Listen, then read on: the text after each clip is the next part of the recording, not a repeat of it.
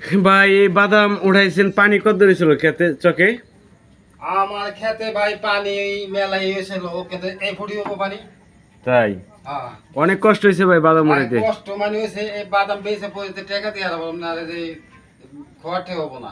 তাই হ্যাঁ ভাই, ইস রে ভাই কত কষ্ট। হ্যাঁ যাই হোক দর্শক, আজকে আপনারা দেখতে পেলেন যে বহুত কষ্ট করে কিন্তু বাদাম কাশেম ভাই আনছে। আরও ভিডিও রয়েছে, আপনারা দেখবেন যে কিভাবে বাদাম তুলছে। আমার প্রতিবাসী একটা পার্টনার আছে, হে আরো দলে বেড়ে গেছে।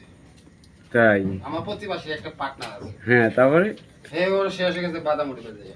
তাই যাই হোক, আল্লাহ দিলে তো বেশিক্ষণ লাগতো না।